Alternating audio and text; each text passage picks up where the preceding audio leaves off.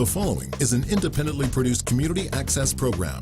The viewpoints expressed are those of the community access producer and do not reflect those of Shaw Cable Systems. The program is presented in response to CRTC policy guidelines regulating community programming.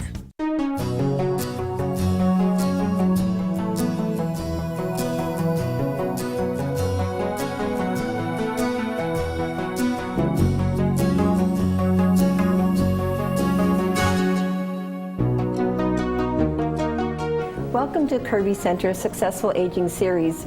It's our pleasure to have you with us again. Today we're going to talk about life with purpose. We really want people who are aging to know that there's many things to continue, many things to assess if you want to continue, and always new things to learn and to start. Today we're joined by Jamie Nissen, who is with Propellos here in Calgary, and Murray Flagel, who is with Calgary South Rotary Club. Welcome, Jamie and Murray. It's a joy to be here with you today. Thanks for the invitation. Thank you. Today we want to talk about when you age, how do you maintain life with purpose? And Jamie, maybe we could start with you, because really volunteerism doesn't start or stop at a particular age, does it? Absolutely not. One of the things that's really interesting about Calgary is we have the highest rates of volunteerism in the country. We are the volunteer capital of Canada. And one of the things we know for young people is they're motivated to volunteer because of their families. They see their families doing it, and they see their teachers doing it. So we have a whole generation of children coming up that are engaged because their families and parents are. There are as many opportunities and choices for people to volunteer as there are individuals and their own tastes and preferences. And what we know about volunteering is that how people volunteer changes throughout their life. Certainly younger people who have younger families, they're very committed, they may have less time. Older adults who are potentially leaving careers have some more time, they have some more flexibility. But what we see from Calgarians is they want to get out in community, they want to be a part of it, they want to help, and it just changes with their own life circumstances.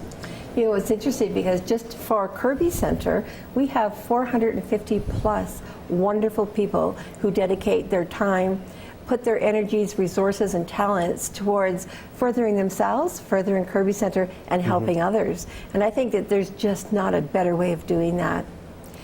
Murray, have you always been a volunteer? No, I wouldn't say always, but I've been doing different types of volunteer work over the years, starting, you know, way back when your kids are small and you got to organize events and keep them busy.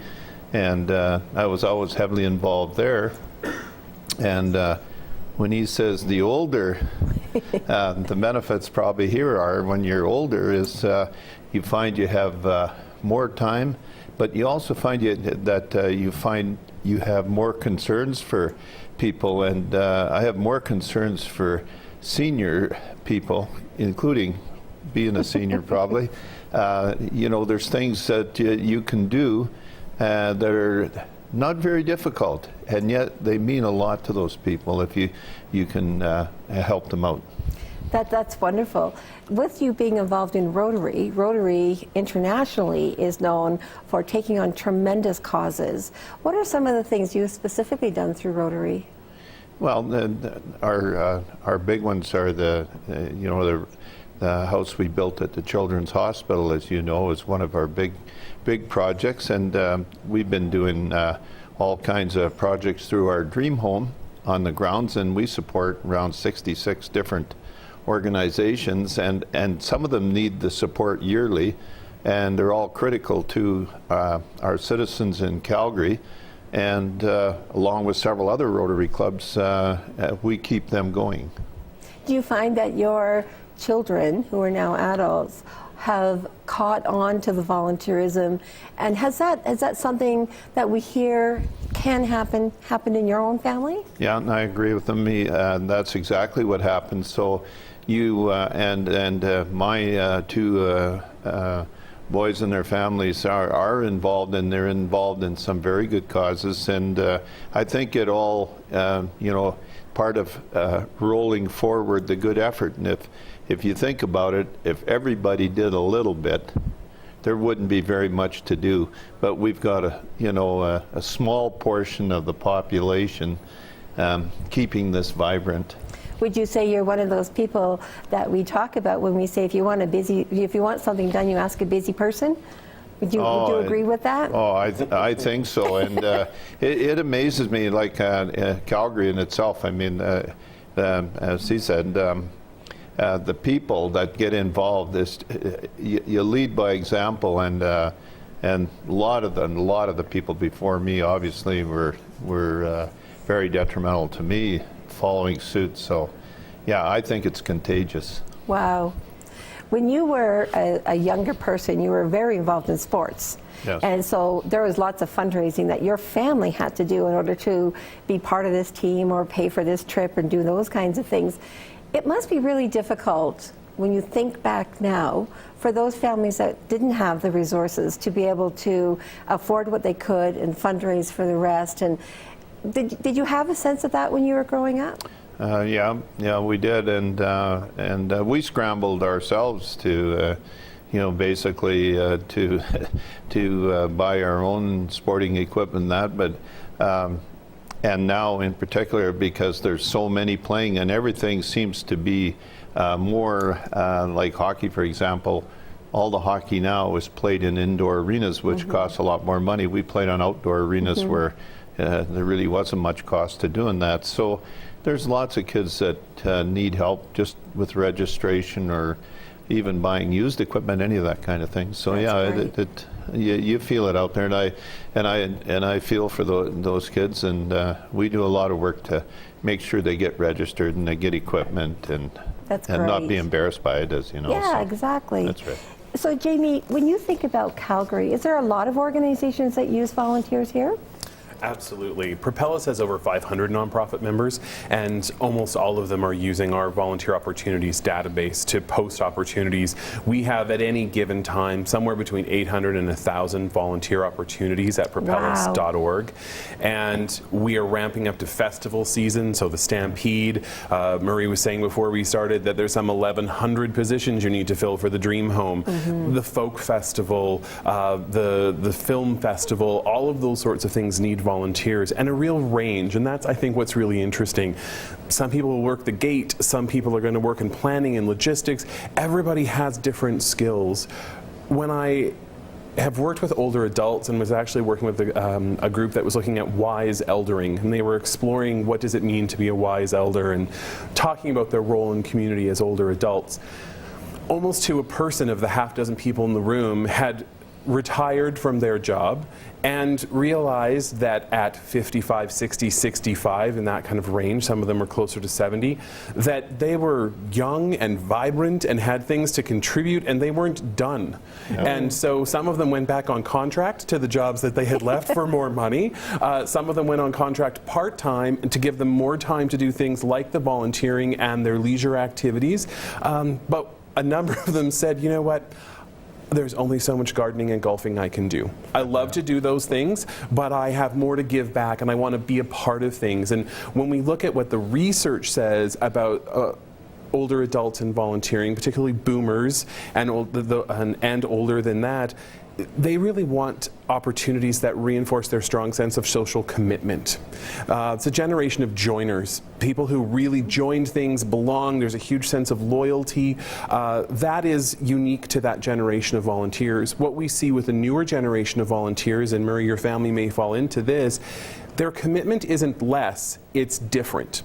They're much more mobile, they're traveling for work, their lives are much more structured, so they've got kids in multiple events in different quadrants of the city, and grandparents may be helping with trafficking kids to and from. So their commitment isn't less, it's different. So they're looking for shorter term, what we would call episodic opportunities, one time. When you look at some of the older volunteers at an organization like the Calgary Public Library, they've had volunteers with the same program for more than 30 years. That's not typical of the current generation. So there's a lot of things that are driving that, and new Canadians as well. When you talk about, you're absolutely right, Murray, your point gets validated by the research that there's a small number of Canadians that are doing a bulk of the volunteering. So how is it that we reach out and engage new people in volunteering? And that can come from all different kinds of places. It can certainly come from older adults. New Canadians are I think, a great place for us to look. The thing is that volunteering, as we understand it now, is really a two-way street. If you talk to people why they volunteer, they'll almost always say, well, it's great, it's easy, I get back way more than I give, it's very rewarding. But there is a give and a take. People, older adults are looking at this as a chance to give back, to transfer knowledge, or to help develop or mentor people and transfer knowledge. Younger people are looking at it as an opportunity to get skills, to build their abilities to get jobs. And so they're both receiving something in terms of the satisfaction of helping others, and they're getting skills. So it's a really two-way street, and that part never stops. Older adults are looking for the same thing. And so there's really two key things that people get, and that's human capital, so skills that they can use to make a living, and social capital, social networks. And it does a lot for isolation. And isolation in older adults can be a really big issue, and volunteering is a great way to get out and meet new people. Certainly when I moved to Calgary, I had grown up in southern Alberta and lived across the country, and when I moved here, I had a few friends but didn't know anyone. And so I just volunteered for everything everyone asked me to, and I met people. And then I got too many volunteer commitments and started to say no. But that's how I got to know the city and really understand what made the city tick.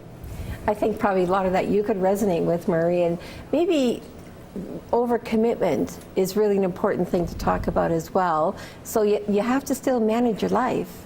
You still got to manage your life, but the part of doing the volunteer is the satisfaction of that. You know, but age doesn't really play. You know, you're just as valuable as a senior volunteer as you are mid-age or a junior volunteer. And it's the spirit of it that really pays the benefit. And if you look back and you see Calgary and when they rallied into the '88 Olympics, wow. The volunteer effort was an example to the world. It really turned Calgary on as a volunteer place, and Calgary is one of the, you know, probably the best places in North America for sure to live in, because people care about their fellow citizen. And I think that's crucial to be in a city, to enjoy the city, is people care about each other. Wow, I couldn't have said it better myself. So we're going to be back in just a few minutes. We're going to continue talking about life with purpose with Jamie and Murray. Come back and talk with us. There's still way more to have on the table. See you soon.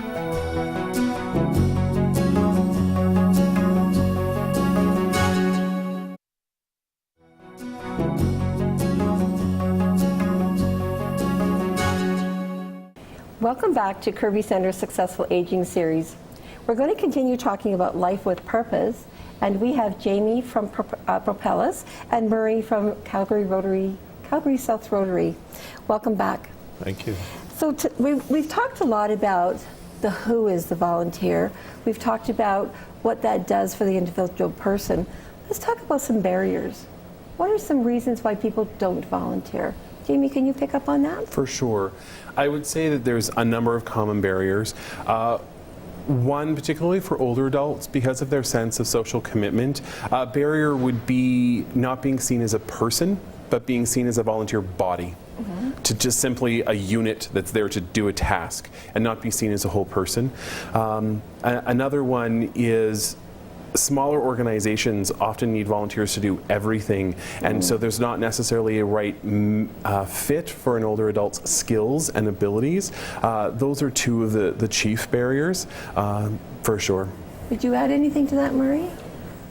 Well, I sometimes I think there's some people there that don't volunteer because if there's nothing in it for them, if they're not getting paid, well, they're just not doing it.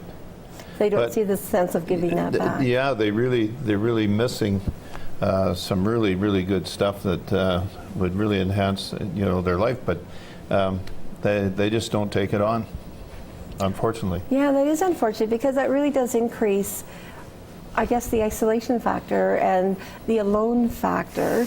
And people do have, like you mentioned earlier, so many options. It's not come and lick these stamps for these envelopes. this is, we need you. Many not-for-profits, Kerby Centre one of them, that without volunteers we couldn't exist. There isn't the government money out there to replace the value of people. So again, for Kerby Centre, last year we had somewhere around 55,000 hours of volunteerism. In government money, that's over $1 million worth. There's no $1 million to replace the value. And we see volunteers as a human resource pool. Without them, we can't survive. And that value, I think, helps people think about how do they continue, how do they commit. It's interesting, I wanted to pick up also on what you had mentioned, that the tasks are changing. People are coming in and using their skills. You mentioned the whole person. I think that if we're not thinking of people as whole people, then we're missing the boat. And us, the not-for-profit sector, or those that are using volunteers, need a shaking so that we put those perspectives out there. Would you agree with that? Yeah, I agree. And I think one of the things that's important here to think about, that we need all those people, and we need them to be good citizens, and we need them to take jobs. We have lots of jobs here, and maybe working alongside them in a volunteer method like Feeding the Hungry and these different things. You get to know some of these people, and they show up. If you're in the foothills like I am, they show up with a resume, and the odd one I recognize, okay, we'll give them a shot, and there's the odd one still working for us. But I think we got to try and help them and get integrated and be good citizens. And I think when they do, they themselves will become volunteers also, because they'll see the huge benefit of people helping them. So, you know, Marie, can you touch a little bit about how you view volunteerism versus mentoring, and what the difference is for you as a long-term person who's volunteered and mentored? Volunteering to me is more of a hands-on and physical type of activity. You're out there working, and maybe working side by side, or as I just mentioned, you might be out doing a program like Feed the Hungry, or working at Mustard Seed, or some of these. So you're rubbing shoulders. And mentoring to me is a little different. Mentoring is more like putting your hand on somebody's shoulder and say, I think we can find something, or we can work this out, we can make this work. We'll give you a hand, and sometimes that's all it takes. It's just somebody to give you a little tap on the back and say that things aren't that bad. We'll make this work. We'll get it done. And I think that's a little bit of the difference in volunteering. Excellent. Would you add anything to that, Jamie? Well, I would say that it is volunteering. Unless it's a paid relationship. But what I think the way Murray talks about it is typical, because he probably wouldn't see it as volunteering. It's, in the way you're describing it, is there's a distinction between informal and formal volunteering. Formal volunteering is when you're engaged with an organization, and informal is, running your grandkids somewhere. You didn't have to do that. You shoveled your neighbor's walk. You didn't have to do that. You're helping somebody out. They need some advice. They need some guidance. It's still volunteering, and sometimes we don't even value that as people, because we don't think it's all that important. But we don't know the difference we're making in someone's life, and we're still choosing to make that commitment. And I think that community doesn't happen. It's built one person at a time, and as Murray talked about, it's that paying it forward, it's making that connection. And when people do give through their time, their treasure, their talent, they see the reward, and they can see that difference. What I would say more broadly is volunteering is one of those words that sometimes people in our world say we should get rid of that word because it doesn't help us. That people have a very specific idea of what volunteering means, and so they think maybe we should replace it with the word engagement, because we want people to engage in all kinds of ways. One of the things we talked about earlier was that young families, right, they're more scheduled, they have time pressures, they have work pressures. They actually want to volunteer as families. People want to volunteer as employee groups. They want to volunteer using their skills. I mean, this is an amazing city with a lot of people with a lot of educational attainment, with specific skills. So if you're working for a sport organization and you're looking to build a new facility, that is a tremendous amount of work, and a large burden of that falls on those committees. That's when you need engineers and project project managers and construction lawyers and all kinds of people that we have in this city, right? Maybe you work in risk management or compliance. I mean, you might not think that volunteer organizations need that, but I have risk, I have financial needs, I could use those skills. So it's really, I would say to people, if you have a skill set and you pick a cause, find an organization that's working in an area that you care about. Maybe it's animals, maybe it's children, older adults. Approach those organizations and see, because one of the things we know volunteers want is, while they want clearly defined roles, they also want the flexibility to create something that fits them. And that's a win-win for organizations when they can put a match together between what they need and what a volunteer can give. Yeah, and I think like Calgary has a phenomenal group of philanthropists here that do so much good work. So, and with the great volunteer groups that we have, I mean, you can see what's going on in the city, and you can see some of the buildings that they've done and some of the health centers and different things. And they've moved the city ahead dramatically, and it all comes from that volunteer atmosphere, and so they put the money out and the volunteers go to work and they get it done. So I think it's important. I think it's so important as well. I want to hone in on you for a second, Murray. You're still working, you still own a business, you volunteer, you mentor, you help with youth, you have a family.